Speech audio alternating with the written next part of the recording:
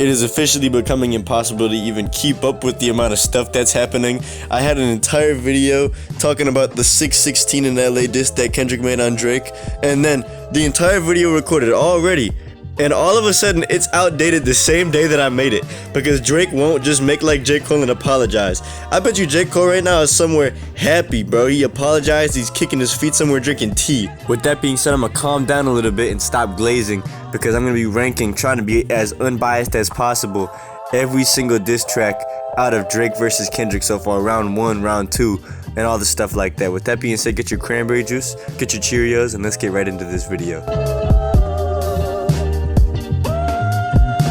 In 7th place, I have Like That, and don't get me wrong, Like That was absolutely fire. It was life-changing. It got number 1 on the Billboard Hot 100 for quite some time, but I think it does better as a song and a call-out more as it does a direct diss. It kind of started everything. Everything on this list from here forth gets incredible.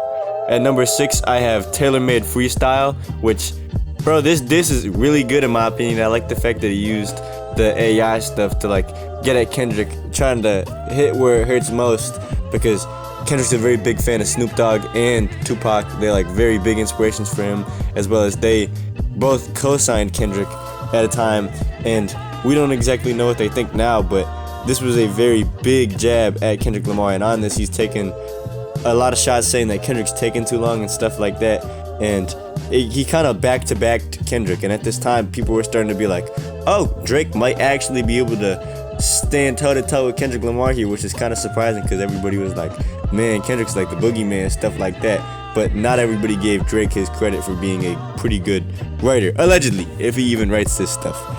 At number 5, I have Euphoria, and it's crazy to me that this went from the best diss, in my opinion, or like second best diss, to this much lower after a while. And I'm literally the biggest Kendrick fan, bro, don't get me wrong, but Euphoria compared to these next couple songs is like not as good. It's really close. This and the next one's really close, but Euphoria gets into a lot of stuff. It talks about the fact that Drake participated in the creation of Euphoria, which is that show that sexualizes teenagers a bunch.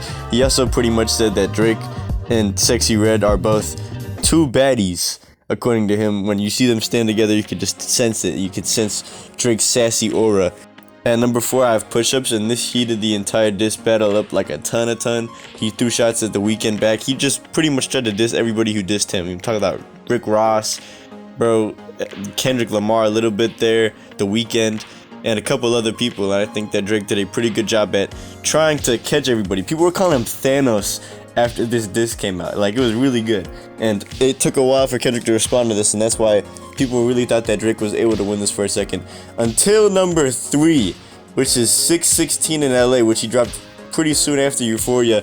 And Drake asked him to do a quintuple entendre on Tailor Made Freestyle, and he really probably shouldn't have said that, because the title of this track is a super ultimate mega entendre, bro, like a quintuple, quadruple, times 5 entendre.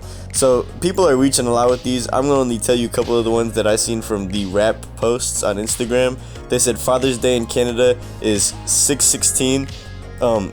Everybody knows that Drake was a pretty bad father to Adonis and apparently a lot of other people. Tupac was born on 616, and Tupac and Snoop Dogg, as I said earlier, are very big people for Kendrick Lamar. Nicole Brown Simpson was buried on 616, and the cover has a glove on it. I don't know if that has something to do with it, but to be honest, I don't know why they're bringing up the fact that Nicole Brown Simpson was born. Somebody in the comments let me know, because I'm not sure I understand that. Also, Kendrick performed in Toronto on 616 in like 2011-ish, and I find that crazy because the owner of Twitter, or the creator of Twitter, not Elon Musk, the creator of Twitter himself, recently reposted the Kendrick Lamar tweet talking about getting the tickets in Toronto, which pretty much means everybody's versing Drake. I'm talking about the Avengers, bro. DJ Academics might turn and just flick Drake in his forehead.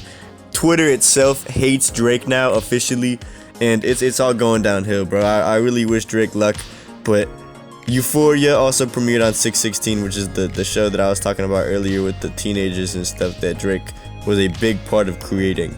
With that all being said, all of this information, and I still have it at number 3. At number 2 is the track that Drake just dropped last night as the time I'm recording this, is Family Matters. And bro, this song is insane. It's like 7 minutes, and I was like, when I first heard it, I was like, oh no, Kendrick, he kind of got cooked, Kendrick. But you'll see what I have at number 1 in a second. You probably already know by now.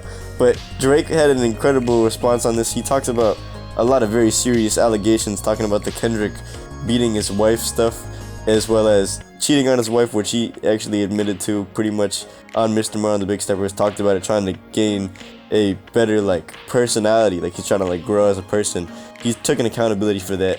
But regardless, this disc has 3 different like beats, bro. 3 beat switches. And on that last beat switch, when it first starts, I really like that flow that he kind of had, and he had a crazy bar saying that Kendrick Lamar opened his mouth and he needs the Grammy for it, because everybody's talking about how Kendrick always gets a Grammy for doing everything. And to be fair, I think most of the stuff that Kendrick puts out is Grammy worthy, but it's kind of funny that Drake said that, I'm not gonna lie, as well as saying that he wants to speak to the man of the house, which he says is Kendrick Lamar's uncle. Also, bro, like the amount of beat switches on here were crazy, but in the background of a lot of this happening was him crushing a make of the Good Kid, Mad City van. And I really hope that he didn't actually like get Kendrick Lamar's childhood car and crush it on the video, because that'd be kind of sad, you know. There's a lot of sentimental value towards that. But yeah, he also had the Tupac ring that he bought on there, just kind of like showing that Kendrick couldn't get it. And yeah, he bought a lot. He spent a lot of money on that Tupac ring.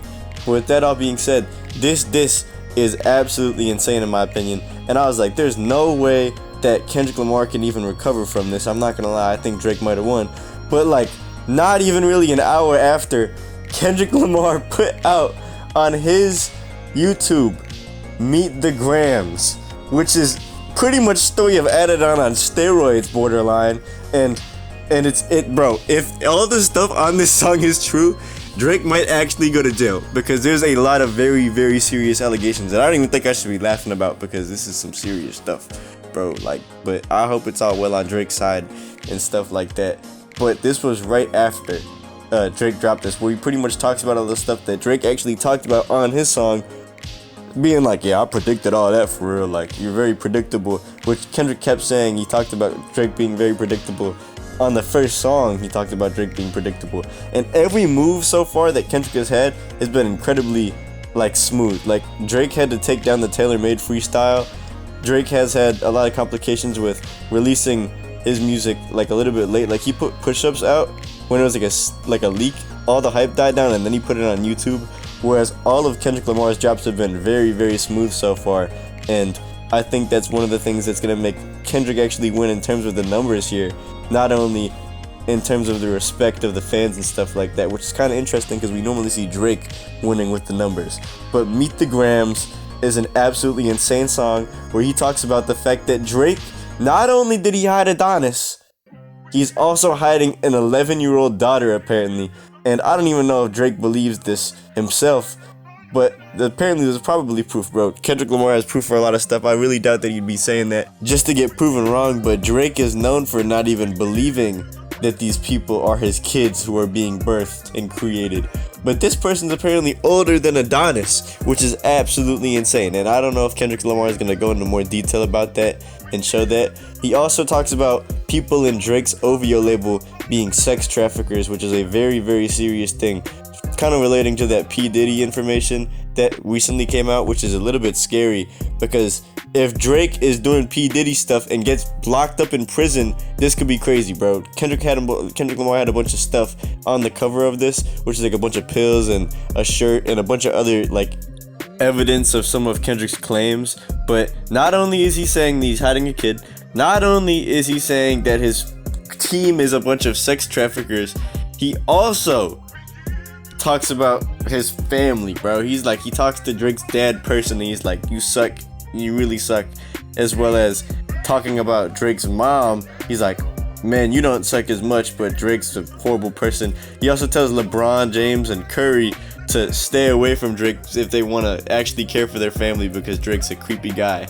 All of this in this, bro, like, it had such a sinister beat too, bro. When I first heard this beat and I heard him just jump straight to the gun, I was like, bro, this is actually like wild, wild, wild, wild, wild. And apparently there's a bunch more of Drake's kid that he's hiding, and I wouldn't be surprised because Drake probably doesn't know who's pregnant and who's not at this point. But with that all being said, this is my ranking, and it's kind of a lighthearted thing of like rating diss tracks, but there's a lot of actual serious stuff that's going on here, and I don't know what's gonna happen with all this, but let me know how you guys feel about it all in the comments below. And I've had to push this Lil Skies video back 2 times now because Drake and Kendrick Lamar won't make up and high-five each other. But if you guys want to check out that Lil Skies video that's coming out this Wednesday officially, not next Wednesday, but the Wednesday coming up, because I'm absolutely not pushing it back. I don't care if Mozart comes back from the dead and drops a diss track on Drake. I'm not pushing this Lil Skies video back. People need to know about Lil Skies. With that being said, I love you all very much. I'm conflicted, and I'm out. Peace.